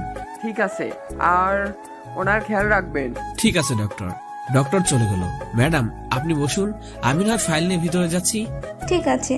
আকাশ ফাইল নিয়ে বোর্ডরুম খুঁজে বের করে, আর রুমের কারোর দিকে খেয়াল না করে, স্যার এই নিন ফাইল বলে সামনে তাকাতেই আকাশ তো অবাক, কারণ আকাশ ইরাকে কোলে করে ইরাদের আব্বুর অফিসে নিয়ে আসে, আর ইরাকে ওর আব্বুর কেবিনে বসে ডক্টর দেখায়। এদিকে ডক্টর ইরাকে ট্রিটমেন্ট করাচ্ছে, আর আকাশ ফাইল নিয়ে বোর্ডরুমে ঢুকে এই নিন স্যার ফাইল বলে সামনে তাকাতেই আকাশ তো অবাক, কারণ আকাশের আব্বুর পিয়ে তানু আর ওর আব্বুর সাথে থাকা কয়েকজন লোকও এই বোর্ড মিটিং রুমে আছে, যাদের সাথে শাহজাহান চৌধুরী মানে আকাশের আব্বু আকাশের সাথে ওনাদের পরিচয় করে দিয়েছিল। আকাশ দেরি না করে শফিকুল ইসলামকে ফাইল দিয়ে মুখে হাত দিয়ে যে না রুম থেকে বের হতে যাবে, অমনি ওই লোকগুলো ডাক দিল। স্যার আপনি এখানে? স্যার শব্দটা শুনে আকাশ কিছুটা ঘাবড়ে যায়। স্যার কথা বলছেন না কেন? দেখুন, আপনাদের কোথাও ভুল হচ্ছে, আমি আপনাদের স্যার নই, আর আমি আপনাদের চিনিও না। কিন্তু আপনাকে দেখতে আমার ছাড়ের মতো। হয়তো আপনাদের দেখায় কোথাও ভুল হচ্ছে। হ্যাঁ স্যার, ওই ছেলেটা তো আমার মেয়ের বডিগার্ড। কি বলছেন আপনি? হ্যাঁ, এই ছেলেটি আজ 2 মাস ধরে আমার এখানে বডিগার্ডের চাকরি করে। আসলে আমাদের স্যারের একটা ছেলে আছে, 2 মাস আগে আলাপ করিয়ে দিয়েছিল, সেই জন্য হয়তো চিনতে কোথাও ভুল হচ্ছে। হতেও পারে। এরা কোথায়? ওকে তো কোথাও দেখতে পাচ্ছি না। আসলে হয়েছে কি, কিছুটা ঘাবড়ে গিয়ে, আমার মেয়ের কিছু হয়নি তো? না তেমন কিছু না, আপনি মিটিংটা শেষ করুন, আমি আপনার কেবিন অপেক্ষা করছি। ওখানে ম্যাডাম আছে। ওইদিকে আব্বুর অফিসের লোকগুলো তাকিয়ে দেখি ওনার এখনো ভাবছে, সেজন্য ওখানে দাঁড়িয়ে না থেকে আকাশ ইরার কাছে চলে আসে। ম্যাডাম, এখন কেমন লাগছে? অনেক ভালো লাগছে, কিন্তু সেরে উঠতে কিছুদিন সময় লাগবে। বারবার আপনার কাছে আমি ঋণী হয়ে যাচ্ছি। ওভাবে বলবেন না ম্যাডাম, এটা তো আমার দায়িত্ব। তারপরেও এভাবে কিছুক্ষণ কথা বলার পর শফিকুল ইসলাম ওনার কেবিনে ঢুকে পড়ে। ওই তো স্যার চলে এসেছে। স্যার আপনারা কথা বলুন, আমি বাইরে অপেক্ষা করছি। এই বলে রুম থেকে বেরিয়ে লোকগুলোকে খুঁজতে লাগলো। কিছুক্ষণ খোঁজার পর দেখি ওনারা অফিস থেকে বাইরে যেতে যাবে, আমি পিছন পিছন ওনাদের ডাক দিলাম, এক্সকিউজ মি। আচ্ছা, তোমাকে আমাদের এত চেনা চেনা লাগছে কেন? মনে হয় আগে কোথাও দেখেছি। হ্যাঁ, আপনারা ঠিকই বলেছেন, আমি আপনাদের বসের একমাত্র ছেলে। ওই নিয়ে তোমাদের ভাবতে হবে না, আর আজকের পর থেকে কারোর সামনে আমাকে স্যার বলবেন না, আর নাই আমার পরিচয় কাউকে দিবে। ওকে, আপনারা এবার আসতে পারেন। এখন হয়তো আপনারা ভাবছেন ওনাদের সাথে কেন কথা বললাম, কারণ হচ্ছে পরবর্তীতে যে কোনো সমস্যা না হয়। ওনাদের বিদায় দিয়ে ইরার কাছে যেতে লাগলাম। কেবিনের কাছে গিয়ে শুনতে পাই ইরা আর ওর আব্বু কথা বলছে। তাই ভিতরে না ঢুকে দরজায় দাঁড়িয়ে থেকে ওনাদের কথা শুনছি। তোর এই অবস্থা কি করে হলো? আর বলো না আব্বু, ফাইল নিয়ে আসার সময় কতগুলো গাড়ি নিয়ে আমাদের স্ক্র্যাচ করে। বডিগার্ডরা গাড়ির সাথে গাড়ি বাড়ি দিয়ে ওদের কয়েকটা গাড়ি নষ্ট করে, কিন্তু কোথা থেকে ওদের একটা গাড়ি এসে পেছন থেকে আমাদের গাড়িটিকে ধাক্কা দেয়, আর আমাদের গাড়িটা বাড়ি খেয়ে ভেঙে যাওয়ার ফলে আমার এই অবস্থা। তারপর কি হলো? এরপর বডিগার্ড আমাকে গাড়ি থেকে বের করে ওদের সাথে লড়াই করে ওদের হারিয়ে আমার কাছে আসে, কিন্তু পায়ে ব্যথার কারণে আমি হাঁটতে পারছি না। সেজন্য বডিগার্ড আমাকে কোলে নিয়ে এখানে নিয়ে আসে। কথাটা বলা মাত্রই ইরার মুখে হাত দেয় আর লজ্জা পায়। থাকার লজ্জা পেতে হবে না, ছেলেটা সত্যি অনেক ভালো। হ্যাঁ আব্বু, অনেক ভালো। অন্য কেউ হলে হয়তো আমাকে রেখে প্রাণের ভয়ে পালিয়ে যেত। ঠিক বলছি, আসলে ছেলেটার সাহস আছে। দরজার ওই পাশ থেকে আকাশ ওই কথাগুলো শুনছে আর হাসছে, কিন্তু এই হাসির শব্দ আর কেউ শুনতে পায়নি। দরজার ওই পাশ থেকে আকাশ বলে উঠলো, স্যার আসবো? হ্যাঁ আসো। ম্যাডাম এখন ঠিক আছে তো? অনেকটা ঠিক আছে, তুমি ইরাকে বাসা নিয়ে যাও, আমরা আসছি। ঠিক আছে স্যার, চলুন ম্যাডাম। আমি তো এখনো হাঁটতে পারছি না। আসার সময় যেভাবে নিয়ে এসেছো এখন ওইভাবে নিয়ে যাও। মানে বল এটার দিকে তাকাতে কিছুটা লজ্জা পায়। আকাশ এরাকে কোলে করে গাড়িতে বসে বাসায় নিয়ে যায়। বাসায় পৌঁছে কোলে করে আবার রুমে নিয়ে যায়। যে না বেড়ে শুয়ে দিতে যাবে অমনি ভার সামলাতে না পেরে ইরার উপর পড়ে যায়। আকাশ আর ইরা একজন আরেকজনের উপর শুয়ে আছে। ইরা নিচে আর আকাশ উপরে। আকাশের ইচ্ছে করছে ইরাকে একটু আদর করে দিতে, কিন্তু বডিগার্ড হওয়ায় আর কিছু করলো না। ইরার গায়ের উপর থেকে উঠে বলল, সরি ম্যাডাম, আমি ভার সামলাতে না পেরে পড়ে গিয়েছিলাম। তোর সাহস কি করে হয় আমার উপর পড়ার? আর তুই এটাই ইচ্ছে করে করছিলি। সরি ম্যাডাম, আর হবে না। এখনই আমার রুম থেকে বের হয়ে যান। আকাশ রুম থেকে বের হয়ে যাওয়ার সময় ইরা মিটমিট করে হাসছে, যদিও আকাশ এই হাসির মানে এখনো জানে না। আকাশ নিচে নেমে এসে কিছুক্ষণ অপেক্ষা করার পর শফিকুল ইসলাম চলে এসেছে। ইরাকে ওর রুমে দিয়ে এসেছো তো? হ্যাঁ স্যার। আচ্ছা, তুমি তাহলে কয়েকদিন ছুটি নাও। কেন স্যার? এরাও সুস্থ হতে তো অনেকদিন সময় লাগবে, ওই কয়েকদিন না হয় তুমি বাড়িতে থেকো। এরা সুস্থ হলে আমি তোমাকে খবর দেব। ধন্যবাদ স্যার, আমি কিন্তু মাঝে মাঝে এসে দেখে যাব। আচ্ছা ঠিক আছে। আকাশ বাসা থেকে বের হয়ে ওর আব্বুর অফিসে চলে গেল। ওখানে আকাশের 2-3 দিনের মতো কাজ পড়ে আছে, ওই কাজগুলো করতে হবে, নয়তো ইরাদের ওই প্রজেক্টটা ঠিকঠাক মতো করা হবে না। আকাশ গাড়ি ড্রাইভ করে ওর আব্বুর অফিসে চলে যায় আর ইরাদের প্রজেক্ট নিয়ে কাজ করতে থাকে। কেননা আকাশের কাজ হলো এখন এই প্রজেক্টটা কিভাবে কাজ করলে ভালো মুনাফা হবে সেদিকে খেয়াল রাখা আর ফাইলে সবকিছু লিখে দেওয়া। তাই আকাশ দিন রাত কাজ করে ফাইলটা রেডি করে। আর হ্যাঁ, এই কয়েকদিনে কিন্তু নায়িকারও খোঁজ খবর নিয়েছে। নয়তো বলবেন কাজ করে করে নায়িকার কোনো খোঁজ খবর নেয়নি। নায়ক কিন্তু ঠিকই নায়িকার খোঁজ খবর নিয়েছে। আকাশ তার সকল কাজ শেষ করে যেই না অফিস থেকে বের হবে অমনি তানুর সাথে দেখা। স্যার একটা বলবো? কি কথা? আমার না 1 সপ্তাহের ছুটি লাগবে। কেন? আমার বান্ধবীর বিয়ে, সেখানে যাব। আমাকে না বলে আব্বুকে গিয়ে বলো। স্যারকেও বলেছি। তো তোমার স্যার কি বললো? স্যার বলেছে আপনার থেকে ছুটি নিতে। ঠিক আছে, কিন্তু ছুটি কবে থেকে নিবে? 3 দিন পর নিব ছুটি, সেজন্য আগেই বলে রেখেছি। ছুটি পেয়ে যাবে। এবার আমি বাসায় গেলাম। অফিস থেকে আকাশ তার বাসায় চলে গেল। বাসায় রেস্ট নিবে, কেননা এই কয়েকদিনে অনেক কাজ করতে হয়েছে। রাতে আকাশ ঘুমিয়ে পড়েছে আর সকালে ঘুম ভাঙলো ফোনের রিংটনে। হ্যালো, কে বলছেন? আমি। হ্যাঁ স্যার বলুন। কাল থেকে তুমি আবার বাড়িতে চলে আসবে। ফোনটা রেখে আকাশ ঘুমিয়ে পড়ল আর ঘুম ভাঙলো আকাশের মায়ের ডাকে। কে রে, আর কত ঘুমাবি? মা, আর একটু ঘুমাতে দাও না। ফ্রেশ হয়ে আয়, লাঞ্চ করে নিবি। তুমি যাও তো আম্মু, আমি পরে খেয়ে নেব। ঠিক আছে। পরের দিন ইরাদের বাসায় গেলাম। ইরা দেখি একেবারে তৈরি হয়ে নিচে নেমে এলো। আজকে শাড়ি পরে আসলো। তবে যাই পড়ুক না কেন, মেয়েটাকে একদম পরীর মতো লাগে সব সময়। হা করে তাকানো শেষ হলে চলুন। যত সব। চলুন ম্যাডাম, কিন্তু আমরা কোথায় যাচ্ছি? কলেজে যাব। কিন্তু ম্যাডাম, আপনি তো শাড়ি পরে কখনো কলেজে যান না। এই, তোকে আধা কথা বলতে কে বলছে? আমি কি পরে কলেজে যাব তা কি তুই বলে দিবি? Sorry madam. আকাশ বের হয়ে গাড়িতে গিয়ে বসলো। একটু পর ইরা এসে দরজা খুলে ভিতরে বসলো আর আকাশ গাড়ি ড্রাইভ করে কলেজে গেল। আর ইরা কলেজের ভিতরে গেল আর ওর বান্ধবীদের সাথে কি কথা বলে আবার চলে আসলো। সেখান থেকে মার্কেটে গেলাম। ম্যাডাম নিজের জন্য অনেক কিছু শপিং করলো আর আমাকেও কিনে দিল। ওইগুলো নিয়ে ইরা বাসায় গেল। ম্যাডাম, আমাকে শপিং করে দেওয়ার কারণ কি? আমরা কাল বাদে পরের দিন বিয়ে বাড়িতে যাব, তাই তোকেও কিছু কিনে দিলাম। কালকে তোর ছুটি, কিন্তু পরের দিন সকালে সবকিছু গুছিয়ে চলে আসবি, কেননা আমরা এখানে 1 সপ্তাহ থাকবো। ঠিক আছে ম্যাডাম। ওখান থেকে চলে আসলো আকাশ তাদের বাড়িতে। আর ওর আব্বু আম্মু বিয়ে বাড়িতে যাওয়ার কথা বলে, তারা রাজি হয়ে যায়। আচ্ছা আব্বু আম্মু, আমি কাল সকালে বের হয়ে যাব। নিজের খেয়াল রাখবে আর বৌমারও ওর যেন কোনো ক্ষতি না হয়। ওকে আব্বু। রাতে সবকিছু গুছিয়ে নিলাম। সকালে ঘুম থেকে উঠে আব্বু আম্মুর থেকে বিদায় নিয়ে রওনা দিলাম। ইরাদের বাড়িতে এসে দেখি অনেকগুলো মেয়ে। দেখে মনে হলো ওনার বান্ধবী, এখান থেকে কয়েকজন আমি চিনি। একটু পর ইরা উপর থেকে নেমে এলো। আজকে শাড়ি পরলো না, জিন্স পরলো আর সাথে একটা কোটি। তোরা সবাই এসে গেছিস? সবাই একসাথে বলে উঠলো হ্যাঁ। তাহলে এবার যাওয়া যাক। চলুন ম্যাডাম। গাড়িতে উঠলাম। ইরা আমার সাথে এসে বসলো। আমি গাড়ি ড্রাইভ করে দীর্ঘ 2 ঘন্টা পর আমরা বিয়ে বাড়িতে এসে পৌঁছালাম। সবাই একে একে গাড়ি থেকে নেমে যাচ্ছে। সবার শেষে আমি নামলাম। আর আমি নেমে তো পুরাই অবাক, কেননা এই আমি কাকে দেখছি? সে আর কেউ না, সে হচ্ছে তানু, আকাশের পিয়ে। আকাশ মনে মনে ভাবছে ও এখানে কেন। এই দাঁড়িয়ে থেকে কি বিড়বিড় করছিস? কিছু না।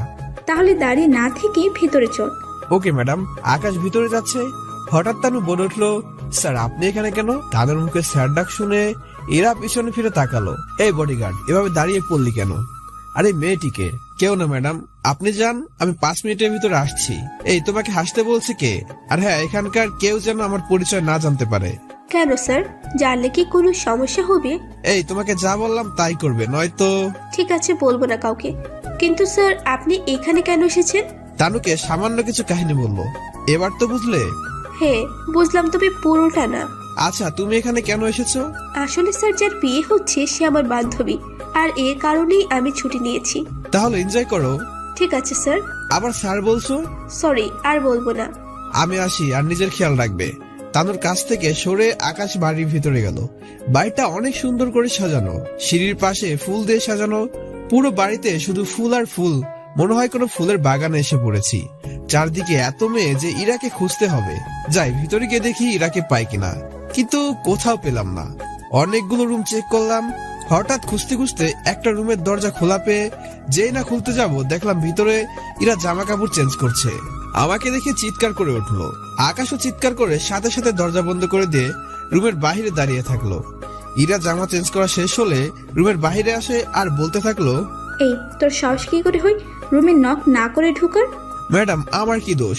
দরজা তো খোলাই ছিল, আর আপনাকে না দেখতে পেয়েই তো আমি খুঁজতে লাগলাম। আর এখন দেখি আপনি এই ঘরে। তার আগে বল, তুই কিছু দেখিসনি তো? যা দেখেছি। চুপ করে আছিস কেন? সত্যি ম্যাডাম, আমি কিছুই দেখিনি। ব্যাপারটা ধামাচাপা দেওয়ার জন্য আকাশ বলে উঠলো, ম্যাডাম আমি কোথায় থাকবো? না দেখে থাকলেই ভালো। আর এখানে যে কোনো একটা রুমে গিয়ে থাক, বলে রুমে ঢুকে দরজা বন্ধ করে দিল। আকাশ অনেক খোঁজাখুঁজি করার পর কোনো রুম খালি পেল না। সেজন্য মন খারাপ করে ছাদে বসে আছে। ঠিক তখনই তানুর আগমন। কেমন আছেন? আর ভালো। এখানে এভাবে বসে আছেন কেন?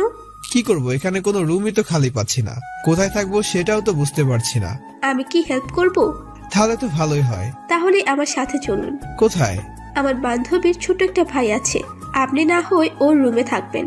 যদি আপনার কষ্ট হবে, কেননা আপনি তো আর এত ছোট রুমে কখনো থাকেননি। কি আর করব, চলো। তানু আমাকে একটা রুমে নিয়ে এলো। রুমটা ছোট্ট, কিন্তু মানিয়ে তো নিতেই হবে। কি ভাবছেন? কিছু না। আমি ওর ছোট ভাইকে বলে দিব, তাহলে আর কোনো সমস্যা হবে না।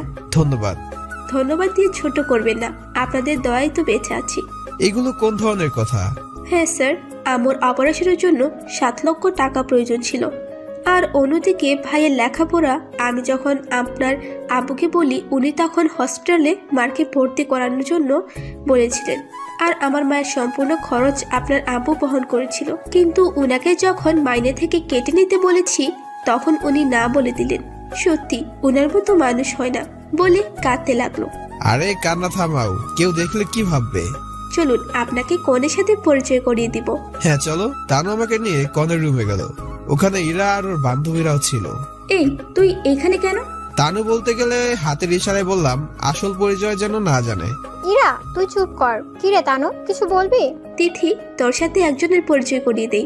এই তিথি, ওই ছেলেটার সাথে কি পরিচিত হবি? আরে চুপ কর তো তুই। তানু তুই বল। ও হচ্ছে আমার বন্ধু আকাশ। আর কি? আর আমার বডিগার্ড। তিথি, ওই মেয়েটা কে রে? তোর সাথে আলাপ করিয়ে দেই। ও হচ্ছে আমার বেস্ট ফ্রেন্ড তানু, আর চৌধুরী গ্রুপ অফ কোম্পানির চৌধুরী সাহেবের বিয়ে। ও বিয়ে বলে হাসতে লাগলো। এই যে ম্যাডাম, বিয়ে বলে অবহেলা করবেন না। বাহ, একজন বিয়ে আর তার বন্ধু বডিগার্ড বলে ইরা আর ওর বান্ধবীরা হাসতে লাগলো। কি বলছিস এইগুলো? ও আমার বান্ধবী। তাতে কি, তুই কি করেছি এদের মতো ছোট লোকদের সাথে বন্ধুত্ব করিস আল্লাহই জানে। আপনি হয়তো ভুলে গেছেন ইরা ইসলাম আমি, চাইলে আপনার প্রজেক্টটা আটকাতে পারি। ও তাই পারলি করে দেখা, ফোন বের করে। আকাশ জানে তানু এখন আব্বুকে ফোন করে সব বলে দিবে, তানু কাউকে কিছু বলার দরকার নেই। তাই বলে ওনাদের অপমান তো সহ্য করা যায় না, তোকে আর দরদ দেখাতে হবে না। দেখ ইরা, তুই তো বডিগার্ডকে নিয়ে যা খুশি বল, কিন্তু আমার বান্ধবীকে কোনো কিছু বলবি না, এটাই আমার শেষ কথা। আমি তোর মামাতো বোন আর ও তোর বান্ধবী, আমার থেকে ওই মেয়েটা তোর কাছে বেশি ইম্পর্টেন্ট। দেখ ইরা, তানু আমার বান্ধবী, আর আমার সামনে কেউ ওকে অপমান করবে আমি তা মেনে নিব না, বলে দিলাম। ঠিক আছে, বিরক্তি ভাব নিয়ে। ওই দাঁড়িয়ে আছো কেন? যাও এখান থেকে বাইরে যাও, দেখতে পাচ্ছ না এখানে সব মেয়ে? আকাশ তানুকে নিয়ে রুম থেকে বের হয়ে আসলো, কিন্তু তানু রুম থেকে বের হয়ে কান্না করে দিল। ওরা আমাকে অপমান করলো, তাতে আমি কিছু মনে করিনি, কিন্তু আপনাকে বলেই আবার কান্না করে দিল। আরে তানু কাঁদছো কেন? দেখো তুমি আমার বোনের মতো, কান্না থামাও। আপনি কেন ওই মেয়েটার বডিগার্ড হতে গেলেন? এবার তানু সব ঘটনা খুলে বলে। এবার তো বুঝছো কেন আমি বডিগার্ডের চাকরিটা করছি। হ্যাঁ, কিন্তু উনি আপনাদের সাথে এমন ব্যবহার কেন করে? আচ্ছা ওর কথা বাদ দাও। তানু তোমার ড্রেসের এই অবস্থা কেন? নতুন করে ড্রেস আনোনি? আসলে স্যার। বুঝেছি, চলো। কোথায়? গেলেই বুঝতে পারবে। তুমি গিয়ে তিথির কাছ থেকে ওর গাড়ির চাবিটা নিয়ে এসো, ইরার গাড়িতে তোমাকে উঠালে অন্য কাহিনী বাদিয়ে ফেলবে। ঠিক আছে, আমি চাবি নিয়ে আসছি। তানু গিয়ে তিথিকে গাড়ির চাবিটা দিতে বলে। ইরা মানা করলেও তিথি তানুকে চাবিটা দিয়ে দেয়। তানু চাবিটা নিয়ে ওখান থেকে চলে আসে আর আকাশকে চাবি দেয়, আর আকাশ তানুকে নিয়ে একটা শপিং মলে চলে যায়। আমরা এখানে এসেছি কেন? চুপ করে দাঁড়িয়ে থাকো। আকাশ তানুকে নিয়ে লেডিস দোকানে ঢুকলো আর বলল, তানু তোমার যা পছন্দ হয় এখান থেকে নিয়ে নাও। কিন্তু? কোনো কিন্তু নয়, যা বলছি তাই করো। তানু নরমাল দেখে কিছু কিনতে গেলে আকাশ তানুকে থামিয়ে দিয়ে আকাশ নিজেই ভালো মানের কয়েকটা ড্রেস পছন্দ করে তানুকে কিনে দেয় পরার জন্য। স্যার, এতগুলো ড্রেস দিয়ে কি করব? আর এগুলো তো অনেক দাম হবে, শুধু শুধু এতগুলো টাকা নষ্ট করার কি দরকার? যা বলছি তাই করবে, আর এখন থেকে প্রতিদিন একটা করে ড্রেস এখান থেকে পরবে। তাই বলে এতগুলো টাকা খরচ করবেন? ধরুন একজন ভাই তার বোনকে উপহার দিচ্ছে, তানু খুশি হয়ে আকাশকে ভাইয়া বলে জড়িয়ে ধরে। সত্যি ভাইয়া, আপনার আব্বুর মতো আপনি অনেক ভালো মনের মানুষ। অনেক রাত হয়েছে, তাড়াতাড়ি বাড়িতে ফিরতে হবে, তুই এগুলো নিয়ে কাউন্টারে আয়। আকাশ কাউন্টারে গিয়ে জিজ্ঞেস করে বিল কত হয়েছে, দেখে 3 লক্ষ টাকা। তানু শুনে মাথায় হাত দেয়, কি এত টাকা? এই কয়েকটার দাম এত টাকা? আমি এগুলো নিব না, দাম নিয়ে তোকে ভাবতে হবে না। এই বলে আকাশ ওর ক্রেডিট কার্ডটা দিয়ে টাকা পেমেন্ট করে তানুকে নিয়ে শপিং মল থেকে বেরিয়ে আসে আর গাড়ি চালিয়ে আবার বিয়ে বাড়িতে আসে। নাও চাবিটা তিথিকে দিয়ে আসো। ঠিক আছে। তানু গাড়ির চাবি নিয়ে তিথিকে দিতে যাবে আর দেখে ইরা এখানে বসে আছে আর গল্প করতেছে। কিছু বলবি? আর কোথায় গিয়েছিলি? এই নে ধর চাবি, শপিং মলে গিয়েছিলাম কিছু ড্রেস কিনতে। ও তাই, তা কি কি কিনলি? মনে হয় ফুটপাথ থেকে কিনে আনলো, বলে ইরা আর বান্ধবীরা হাসতে লাগলো। তোমরা জেনে কি করবে? দেখি না বলে তানুর হাত থেকে প্যাকেট নিয়ে দেখতে থাকে। বাহ, প্রতিদিন পরার জন্য আলাদা আলাদা ড্রেস, সুন্দর তো। এগুলো কি ফুটপাথ থেকে কিনছো নাকি? তাকিয়ে দেখে ড্রেস বাহির করার সময় ব্যাগ থেকে একটা কাগজ পড়ে গেল। তিথি কাগজটা হাতে নিয়ে হাঁ করে দাঁড়িয়ে রইল, আর কাগজটা ছিল ক্রেডিট কার্ডের বিল রিসিট। তানু, তুই এত টাকা শপিং করলি, যদিও তিথি ভালো করেই জানে তানু কখনো এত টাকা শপিং করবে না। কই দেখি দেখি কত টাকা, বলে কাগজটা হাতে নিয়ে হাঁ করে তাকিয়ে রইল। ইরার বান্ধবীরা বলে উঠলো, কিরে কি দেখছিস? ওরা কাগজ থেকে হা করে তাকিয়ে থাকলো। 3 লাখ টাকার শপিং, এত টাকা কোথায় পেলো? আপনার না জানলেও চলবে। তুই জানিস আমার অ্যাকাউন্টে কত টাকা আছে? আমার জানা দরকার নেই, বলে তনু চলে আসলো। কিন্তু তিথি এখনো ভেবে যাচ্ছে তানু এতগুলো টাকা কই পেল। থাক, অনেক রাত হয়েছে, সকালে জিজ্ঞেস করতে পারবো। পরের দিন সকালে তিথি তানু রুমে এসে হাজির। কি রে, তুই এত সকালে? তোর কাছ থেকে একটা প্রশ্নের উত্তর জানতে এলাম। কি প্রশ্ন? আকাশকে এতগুলো টাকা তুই কই পেলি? আগে বল, এইসব কথা তুই কাউকে বলবি না। ঠিক আছে, বলবো না। বিছানা থেকে উঠে দরজা আটকায় আর তিথি বিছানায় বসে বলতে থাকে, তাহলে আকাশ কোনো বডিগার্ড না, আকাশ হচ্ছে চৌধুরী গ্রুপ অফ কোম্পানির মালিক। আকাশ যখন দেশে আসে তখন ইরা ওর আব্বুর উপর কারা হামলা করেছিল, আকাশ স্যার ওনাদেরকে বাঁচায়। ওইখানে ইরাকে দেখে আকাশ স্যার ওনাকে ভালোবেসে ফেলেছে। পরে যখন ইরার আব্বু ওনাকে বডিগার্ডের চাকরির অফার করে, তখন আকাশ স্যার ইরাকে সবসময় দেখতে পারবে বলে, সব বিপদ আপদ থেকে রক্ষা করতে পারবে বলে, সেজন্য আকাশ রাজি হয়ে যায়। এই কথাগুলো তানু এক নাগারে বলতে থাকে। তার মানে আকাশ কোনো বডিগার্ড নয়, বরং চৌধুরী বাড়ির ছেলে। তুই কথা দে, এ কথা কাউকে বলবে না। কাউকে বলবো না, কিন্তু ইরাকে কি বোঝাতে পারবে? আমি তা জানি না, ওটা স্যার দেখে নিবে। কিন্তু তুই ইরাকে এই ব্যাপারে কিছু বলবি না। ঠিক আছে, বলবো না। আর কেই বা জানবে? কিন্তু তাদের এই কথাগুলো কেউ একজন কান পেতে শুনছিল। কেউ নয়, তিনি হচ্ছে তানুর বাবা মা। ওনারা তানুকে ডাকতে এসে যখন দেখলো ভিতর থেকে আওয়াজ আসছে, তখন ওনারা তার দাঁড়িয়ে দাঁড়িয়ে শুনছিল। আমরা জানি যদিও এটি খারাপ একটা কাজ, কেন কারো ব্যক্তিগত আলাপ কান পেতে শোনা অনেক খারাপ, কিন্তু ভিউয়ার্স বন্ধুরা, তোমরা এই কাজ কখনোই করবে না। কিছুক্ষণ পরে ওনারা দরজায় টোকা দিল। টোকার শব্দ শুনে তানু এসে দরজা খুলে দিয়েই তো অবাক। আব্বু আম্মু, তোমরা কখন এলে? অনেকক্ষণ হলো। কি তোদের মধ্যে তখন যা কথা হয়েছিল আমরা তোদের সব কথা শুনেছি। কি বলবো না, কিন্তু কিন্তু কি? ওই ছেলেটার সাথে আমাদের পরিচয় করে দিবি? ছেলেটা আমার এত বড় উপকার করলো, সেজন্য ওই ছেলেটাকে দেখতে মন চাইছে। ঠিক আছে, আম্মু পরিচয় করে দিব, তবে তোমরা কোনো উল্টাপাল্টা কিছু জিজ্ঞেস করে বসবে না, বলে দিলাম। কিন্তু আন্টি, আপনাদের তো গতকাল তানুর সাথে আসার কথা ছিল, আর আপনারা আজকে এলেন, তাও এত তাড়াতাড়ি? আসলে বাসায় কিছু কাজ থাকার কারণে আসতে পারিনি। আর তাড়াতাড়ি কই হলো, এখন তো রাত 11টা বাজে, তাড়াতাড়ি তো আসেনি। আচ্ছা আন্টি, আপনারা গল্প করেন, আমি একটু আসছি। সবাই এতক্ষণ নিশ্চয়ই আমাকে খুঁজছে, না পেলে তো বুঝতেই পারছেন অনেকের অনেক মন্তব্য করবে। আচ্ছা আন্টি, এখন আসি, আর কিছু লাগলে আমাকে অথবা তানুকে বলবেন। তিথি যাওয়ার পর তানুর বাবা মাকে আকাশের সম্পর্কে বলে, আর ওনারা এসব শোনার পর আকাশের সাথে পরিচয় হওয়ার জন্য তানুকে বলছে। আহ মা, বললাম তো পরিচয় করিয়ে দিব, কিন্তু আমি যে তোমাদের সবকিছু বলে দিয়েছি, এটা কিন্তু আকাশ স্যার কি বলবে না। আচ্ছা বলবো না, কিন্তু ছেলেটা কি তোকে পছন্দ করতো আগে কখনো? কি যাতা বলছো? আমি ওনাদের কোম্পানিতে মাত্র পিএ, আর উনি আমার বস, আর উনি কেন আমাকে ভালোবাসতে যাবে? তাতে কি, আজকাল এইগুলো তো হয়েই থাকে। মা, উনি একজনকে ভালোবাসে আর আমাকে নিজের বোনের মতো দেখে, তাই ওনার সেই বিশ্বাস আমি ভাঙতে পারবো না। কি শুরু করছো তোমরা? ছেলেটা তোমার এত বড় উপকার করলো, আর তুমি কি না কি ভেবে বসলে? মা, তোমরা রেস্ট নাও, আমি আসছি। তানু তিথির কাছে চলে গেল। ও আপনাদের তো বলতে ভুলে গিয়েছি, আজকে তিথির মেহেদি অনুষ্ঠান। এদিকে কেউ আকাশকে ফোন করে, যার কারণে আকাশে ঘুম ভেঙে যায়, আর ফোন হাতে নিয়ে দেখে ইরা ফোন করেছে। সেজন্য আকাশ ফোনটা রিসিভ করে। Hello madam. ওই, তুই কোথাকার নবাবী যে ফুরে ফুরে ঘুমাচ্ছিস? ম্যাডাম আসলে। চুপ, একটা কথাও বলবি না। আধা ঘন্টার ভেতরে তোকে আমার সামনে দেখতে চাই। ম্যাডাম আমি রেডি হয়ে আসছি। উফ, দিলা তো আমার সাদের ঘুমটা নষ্ট করে। ম্যাডামের জন্য তো ঠিক মতো ঘুমাতেও পারি না। উফ, তাড়াতাড়ি রেডি হয়ে নেই, নয়তো অনেক কথা শুনে দিবে। এমনিতেই অনেক হেনস্থা করে, আল্লাহ জানে আজ ভাগ্যে কি আছে। আকাশ রেডি হয়ে নিচে নেমে দেখে ইরা হলুদ রঙের একটি শাড়ি পরেছে। আর শুধু ইরাই না, আরো অনেক মেয়েও হলুদ রঙের শাড়ি পরেছে, কিন্তু ওদের সবার থেকে ইরারটা বেস্ট, কারণ ইরাই গল্পের নায়িকা। আর সেখানে আসা অনেক ছেলে হলুদ পাঞ্জাবি পরেছে, কিন্তু আকাশ শুধুমাত্র একটা কালো শার্ট প্যান্ট, তার সাথে কালো কোট পরেছে। আর আকাশের কালো শার্ট পরার কারণ হয়তো আপনারা সকলেই জানেন। যারা জানেন না তাদেরকে বলছি, একজন বডিগার্ড শুধুমাত্র কালো শার্টের সাথে কালো প্যান্ট পরে। ওই, তোর আসতে এত দেরি হলো কেন? আসলে ম্যাডাম রেডি হতে। আমি কোনো কথা শুনতে চাই না। আর হ্যাঁ, ভালো করে ডিউটি করবি, অনুষ্ঠানে কোনো মেয়ের দিকে তাকাবেন না। জি ম্যাম, তাকাবো না। আকাশ দাঁড়িয়ে দাঁড়িয়ে মেহেদির অনুষ্ঠান দেখছে, সবাই সবাইকে মেহেদি লাগিয়ে দিচ্ছে। আকাশ খেয়াল করে তানু, তিথি ওরাও শাড়ি পরে আসছে, আর আসবেই বা না কেন। ধন্যবাদ ভাইয়া, আমার বেস্টের জন্য এত বড় উপকার করার জন্য। আশ্চর্য হয়ে যায় আর ভাবতে থাকে, আর তানুর দিকে তাকিয়ে থাকে, আমি আবার কি উপকার করলাম। সরি ভাইয়া, আমি তিতিকে সব বলে দিয়েছি, কিন্তু আপনি চিন্তা করবেন না, তিতি কাউকে বলবে না। প্লিজ ভাইয়া, রাগ করবেন না।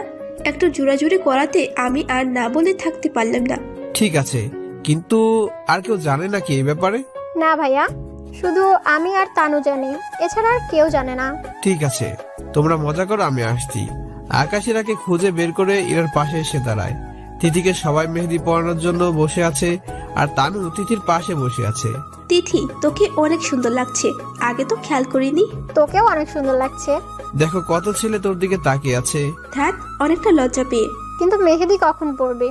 আগে তুই পরে নে, আমি আরো পরে পরবো। কিন্তু তোকে মেহেদি কে পরাবে? আকাশ ভাইয়া পরাবে। কি বলিস ভাইয়া, আপনি মেহেদি পরাতে পারেন? হ্যাঁ, পারে তো। কই, উনি তো দেখতে পাচ্ছি না। ইরার কাছে গেছে। চল আমরাও ওখানে যাই। হ্যাঁ চল। ওরা দুজনে আকাশকে খুঁজতে লাগলো আর খুঁজে বের করলো। একটা রিকোয়েস্ট করব, রাখবেন? কি বলো? আমাকেও একটু পরিয়ে দেন না। কিন্তু আমি কেন? কিন্তু আমি অত ভালো পারি না মেহেদি পড়াতে। যদি উল্টোপাল্টা হয়ে যায়, মানে ধর খারাপ হয়ে যায়।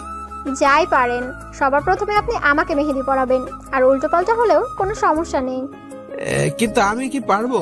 প্লিজ ভাইয়া, না করবেন না। তখন ইরা বলে উঠলো, ওই দিদি, তুই কি পাগল হয়ে গেলি? তুই কি না ওর কাছে থেকে প্রথম মেহেদি নিবি? যদি সব নষ্ট করে দেয় তখন কি করবি? তাতে কি হয়েছে? নষ্ট হলে আমার হাত হবে। তোর যা ইচ্ছে কর, আমি গেলাম। ইরা মুখ ভার করে রুমের দিকে চলে গেল। আকাশ মনে মনে ভাবছে, যেখানে যাক আমার কি। আকাশ তিথির হাত ধরে মেহেদি পরিয়ে দেয়। মেহেদি ডিজাইন এতটাই সুন্দর হয়েছে যে তিথির হাতের মেহেদি ডিজাইন দেখে ওখানে থাকা সব মেয়েই চলে আসে আকাশের কাছে আর বলে আকাশ যেন তাদের মেহেদি পরিয়ে দেয়। আকাশ কি করবে কিছুই ভেবে পাচ্ছে না, তাই এক এক করে সবাইকে মেহেদি পরিয়ে দিল। সবশেষে তানু আসে। ভাইয়া, আমার কথা তো ভুলেই গেলেন। অনেকটা মুখ গোমরা করে। দেখতে তো পাচ্ছ বোন, এরা সবাই কিভাবে আমাকে ঘিরে ধরেছে। যা হয়েছে সব তোমাদের দোষের কারণে হয়েছে। এবার আপনার বোনকে পরিয়ে দেন। তানু হাত বাড়িয়ে দিল। আকাশ তানুর হাতে মেহেদি পড়তে লাগলো। এদিকে ইরা বারান্দা থেকে সবকিছু তাকিয়ে দেখছে আর রাগে ফেটে যাচ্ছে। মেহেদি পড়ানো শেষ, এবার আমি উঠি। আর ইরা ম্যাডাম রাগ করে চলে গিয়েছে। ওনাকে তো খুঁজতে হবে, জানোই তো ওনার অনেক শত্রু। ঠিক আছে ভাইয়া, জানি আমি। আচ্ছা, খুঁজে দেখেন কোথায় আছে। কোথায় থেকে তিথি এসে বলে উঠলো, ভাইয়া, আপনি যাকে বিয়ে করবেন সে সত্যিই অনেক ভাগ্যবতী হবে। কি যে বলো না তোমরা। তিথির কথায় আকাশ লজ্জায় ফেটে যায়। থাক ভাইয়া, আর লজ্জা পেতে হবে না। হঠাৎ পিছন থেকে কেউ বলে উঠলো, কিরে তোদের কি হয়েছে? পিছনের দিকে তাকাতে দেখি একজন মহিলা আর একজন লোক দাঁড়িয়ে আছে। আব্বু, আম্মু, তোমরা এখানে? ওনারা তোমার বাবা মা। আগে তো পরিচয় করে দাওনি। তোমার সঙ্গে তো ওনাদের দেখাই হয়নি যে পরিচয় করিয়ে দিব। আসসালামু আলাইকুম আঙ্কেল। আসসালামু আলাইকুম। কিন্তু তোমাকে তো চিনলাম না, তুমি কে? আগে তো কখনো দেখিনি তোমাকে। আসলে আঙ্কেল, আগে তো আমাদের কখনো পরিচয় হয়নি। হ্যাঁ তাই তো। আর তানু, তুই তো ওর কথা আমাদের বলিসনি। তোমার উনার কথা তো তখন বললাম। ঠিক মতো পরিচয় করিয়ে তো দেবি। কে উনি? উনি হচ্ছে আকাশ স্যার। কে? উনি আকাশ? বাবা, তোমাকে যে কি বলে ধন্যবাদ দেব, তুমি না থাকলে যে কি হতো। কি যে বলেন আঙ্কেল, এটা তো আমার কর্তব্য। আর তানুকে আমি নিজের বোনের মতোই দেখি। তবু তুমি যা করলে হয়তো আমার আপন ছেলেও তা করতে পারতো না। আচ্ছা আব্বামু, তোমাদের তো পরিচয় হলো, এবার আসো। তানুর আব্বু আম্মু ওনারা চলে গেল। তোমার বাবা মাকে বলার কি দরকার ছিল? আসলে তিথিকে বলার সময় মা বাবা সব কথা শুনে ফেলেছিল। তার কেউ শুনেনি তো, নাকি আরো লোকজন জানে? তোমাদের কি একটা কথাও পেটে থাকে না? ভাইয়া, এখানে তানুর কোনো দোষ নেই। আমি তখন তানুকে জোর করাতে ও আমাকে বলেছে, কিন্তু ওর বাবা মা যে ওখানে চলে আসবে তা আমি জানতাম না। ঠিক আছে, তবে আর কেউ যেন না জানতে পারে, কারণ নইলে আমার অনেক ক্ষতি হয়ে যেতে পারে। ঠিক আছে ভাইয়া, আর কেউ জানবে না। এভাবে কিছুক্ষণ কথা বলার পর তিথির বাবা মা এসে হাজির। কিরে, তোর হলো? আর কতক্ষণ লাগবে? হ্যাঁ বাবা, হয়েছে, কিন্তু শুকাতে একটু সময় লাগবে, সেজন্য বসে আছি। কিন্তু সবই তো বুঝলাম, কিন্তু তোদের দুজনের মধ্যে এই ছেলেটি কি করে? ওনাকে আমিই বসতে বলেছি। আগে বল, কে এই ছেলেটাই? ঠিক আছে আব্বু, ওনার সাথে আমি তোমাদের পরিচয় করিয়ে দিচ্ছি। এদিকে আকাশ আর তানু তিথিকে হাতে ইশারায় মানা করে, যাতে করে ওর আসল পরিচয় না দেয়। কি রে, বলবি তো কে এই ছেলে? এদিকে তিথি তানু আর আকাশের ইশারায় বুঝতে পারে ওরা কি বলতে চাইছে, সেজন্য তিথি ওদের ইশারায় বুঝিয়ে দেয়। তাহলে পরিচয় করিয়ে দিই। উনি হচ্ছে আকাশ, ইরার বডিগার্ড, আর আমার ভাইয়ের মতো। তোর মাথা ঠিক আছে? একটা বডিগার্ডকে নিজের ভাইয়ের পরিচয় দিচ্ছ? আমি এত কথা জানি না, আমি ওনাকে ভাই বলেই ডাকবো। ঠিক আছে, ডেকো। তোর মেহেদি শুকানো শেষ হলে এবার খেতে আয়। আর হ্যাঁ আকাশ, তুমিও আসো। ঠিক আছে আন্টি। ওনারা চলে গেল। আকাশ, তিথি আর তানু বসে বসে গল্প করতে লাগলো। এরই মধ্যে তিথি তানুকে বলে উঠলো, তানু, এখানে তোর কি কাউকে পছন্দ হয়? কি যাতা বলছিস এগুলো? লজ্জা মাখা মুখ নিয়ে। যা তা বলছি না, পছন্দ হলে বলতে পারিস। না রে, এমন কাউকে এখনো পছন্দ হয়নি। আর এরকম হঠাৎ করে আমি কাউকে পছন্দ করতে যাব না। আরে থাক না, যখন নেই তখন আর বলে কি লাভ? ঠিক বলেছেন ভাইয়া। এভাবে ওদের মধ্যে কথাবার্তা চলছিল। এরই মধ্যে আকাশের ফোন বেজে উঠলো। আকাশ ফোনটা হাতে নিয়ে দেখলো শাহজাহান চৌধুরী, মানে আকাশের আব্বু ফোন করেছিল। আসসালামু আলাইকুম, কেমন আছো আব্বু? ওয়ালাইকুম আসসালাম, ভালো আছি। তুমি কেমন আছো? এই তো আব্বু, ভালো। তোমাকে একটা কথা বলার দরকার ছিল, সেজন্য ফোন করলাম। কি দরকার? কালকে একটু অফিসে আসতে পারবে? কেন আব্বু? কালকে একটা বোর্ড মিটিং আছে, আর সেখানে তোমাকে থাকতে হবে। তবে বেশি সময় না, 1 ঘন্টা সময় দিলেই হবে। ঠিক আছে আব্বু, আমি কাল সময় মতো চলে আসবো। আর হ্যাঁ, তোমার পিএ তানুকে আসতে হবে, আমি ওকে ফোন করে বলে দেবো। না থাক আব্বু, তানুকে ফোন করতে হবে না, মেয়েটা বিয়েতে আনন্দ করতে গিয়েছে, আনন্দ করুক। আচ্ছা ঠিক আছে, সময় করে চলে আসবে বলে আব্বু ফোন রেখে দিল। ওইদিকে তানু বলে উঠলো, বড় স্যার ফোন করেছিল, কাল অফিসে কি যেন কাজ আছে, ওখানে যেতে হবে সকালে। আমার কথা কিছু বলেনি। বলেছিল তোমাকে আসতে, কিন্তু আমি মানা করে দিয়েছি। কিন্তু কোনো কিন্তু নয়, তুমি এখানে এসেছো আনন্দ করতে, তাই আমি চাই না এর মধ্যে তোমাকে অফিসের আর কোনো কাজ করতে হোক। স্যার কখন যাবেন? কাল সকালে। বলতে না বলতে কে একজন পিছন থেকে বলে উঠলো, কাল সকালে কোথায় যাচ্ছে? তাই আমরা পিছনে ফিরে তাকাতে দেখি ইরা কথাটা বলতে বলতে আসতে লাগলো। ম্যাডাম, আপনি এখানে? কেন, আমার কি এখানে আসতে মানা আছে? ঠিক তা নয়। তাহলে? কাল সকালে আমাকে 2 ঘন্টার জন্য ছুটি নিতে হবে। কেন, কোন রাজকার্য করতে যাবেন শুনি? আসলে একটু দরকার ছিল, সেজন্য। তুই চলে গেলে তাহলে আমার সিকিউরিটি কি হবে? আপনি চিন্তা করবেন না, আমি সব ব্যবস্থা করে যাব। আচ্ছা ঠিক আছে, তিথি চল, তোকে ফুপি খেতে ডাকছে। তানু, তুইও আয়, আর আকাশ ভাইয়া আপনিও আসেন। কি, এই বডিগার্ড আবার কবে থেকে আবার তোর ভাই হলো? সব কথা তোর না জানলেও চলবে, এখন সবাই চল খেয়ে আসে। হ্যাঁ চল, আমরাও অনেক ক্ষুধা লেগেছে। এই চল, আর বসে থেকে লাভ নেই। আমরা সবাই খাবার খেতে চলে গেলাম। সবাই একসাথে খাবার টেবিলে বসে গেল। যে নাকাশ বসতে যাবে অমনি এরা বলে উঠলো, এই বডিগার্ড, তোর সাহস কি করে হয় আমাদের একসাথে বসে খাবার খাওয়ার? Sorry madam. কি হচ্ছে কি ইরা? ছেলেটা আমাদের সাথে খেলে কি হবে? এরপর এরা কি যেন ভেবে বললো, ঠিক আছে বসুক। আকাশ তুমি বসো, আমি সবাইকে একসাথে খাবার দিচ্ছি। সবাই একসাথে খেতে লাগলো। খাওয়া শেষ করে আমরা যে যার রুমে চলে আসলাম। আকাশ রুমে এসে যে না ঘুমাতে যাবে অমনি দরজায় কেউ একজন টোকা দিল। তখন আকাশ বলে উঠলো, কে বাহিরে? ভাইয়া আমরা। ও তোমরা? ভেতরে আসবো ভাইয়া। হ্যাঁ আসো। ভাইয়া কি করেন? ও সময় বিরক্ত করলাম না তো? আমি না, এখন একটু ঘুমাবো। তাহলে আমরা যাই। কি কারণে এসেছো বলো তো? ভাইয়া, আমি এসেছি আপনার সাথে একটু গল্প করতে। আর কিন্তু আপনি তো ঘুমাবেন, আমরা না হয় পরে আসবো। বুঝতেই তো পারছো। ঠিক আছে ভাইয়া, আমরা না হয় সন্ধ্যায় আসবো। আচ্ছা ঠিক আছে, তাহলে আমি একটু ঘুমিয়ে নেই। এই বলে আকাশ ঘুমিয়ে পড়লো। আর সন্ধ্যায় কারো চিৎকারে ঘুম ভাঙলো। এই সময় আবার কে আসবে? এই বলে দরজা খুলতে গেল, দেখে তিথি আর তানু বাইরে দাঁড়িয়ে আছে। তখন কিন্তু দরজা খোলাই ছিল। ঘুম ভেঙেছি নাকি আরো পরে আসবো? সমস্যা নেই, তোমরা বসো, আমি ফ্রেশ হয়ে নেই। ঠিক আছে, আমরা অপেক্ষা করছি। ওয়াশরুমে চলে গেল, এরপর ফ্রেশ হয়ে বাইরে আসলো। এখন বলো কি জন্য এত জরুরি তলব? আমরা এখন আপনার সাথে গল্প করব। ঠিক আছে, তার আগে দরজা বন্ধ করো, নইলে কেউ বাইরে থেকে শুনে নিতে পারে। ঠিক আছে, আমি বন্ধ করে আসছি। দরজা বন্ধ করে এবার বলেন, আপনি আর ইরা যখন লন্ডনে গিয়েছেন ওখানে কেমন আনন্দ করলেন আর কি কি দেখলেন, ওই নিয়ে গল্প করব। ঠিক আছে, এখন প্রথমে কোন জায়গা থেকে শুরু করব? আপনার আর ইরার পরিচয় হলো কিভাবে? আমি যখন লন্ডনে থাকি, আমি আর ফুফাতো বোন সাথীকে নিয়ে দেশে ফিরলাম। তারপরের দিন আমি সাথীকে নিয়ে একটু ঘুরতে বের হলাম। তখন আমরা একটা পার্কে গেলাম। একটা ফুচকার দোকানে বসে ফুচকা খাচ্ছিলাম।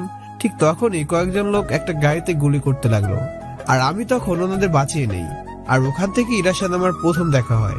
আর ওকে প্রথম দেখাতে আমি ওর প্রেমে পড়ে যাই। কিন্তু তখন ইরার ব্যাপারে আমি কিছু জানি না, সেজন্য কিছু বলতে পারিনি। ওমা, কি বলেন? আমার ফুফাতো বোনকে প্রথম দেখাতেই প্রেমে পড়ে গেলেন? Very interesting. এছাড়া কি করব? তোমার মামাতো বোন যে পরিমাণ সুন্দর, যে কোনো ছেলে প্রথম দেখাতে প্রেমে পড়ে যাবে। কিন্তু এখন যে জেদি, আল্লাহ জানে কবে মনের কথা বলতে পারবো। এরপর কি হলো? শরীফুল ইসলাম আমাকে একটা কার্ড দেয় আর ইরার বডিগার্ড হওয়ার জন্য বলে। তখন আপনি কি বললেন? ভাবলাম বডিগার্ড হলে তো সবসময় এর পাশেই থাকতে পারবো আর ওকে সব দিক থেকে রক্ষা করতে পারবো, সেজন্য রাজি হয়ে গেলাম। তা ভাইয়া, লন্ডনে আপনাদের মাঝে কিছু কি হয়েছে? ওখানে কি হবে? ভাইয়া লজ্জা পাবেন না, বলেন। বলছি তো। ওকে বলেন। আবার বলতে শুরু করলাম। লন্ডনে ঘটে যাওয়া সবকিছুই তো আপনারা জানেন, তাই আর বললাম না। আর যারা জানেন না তারা পর্বটা পরে দেখে নেবেন। বলা শেষ হতে না হতেই দেখো অনেক রাত হয়েছে, ঘুমাতে যাও।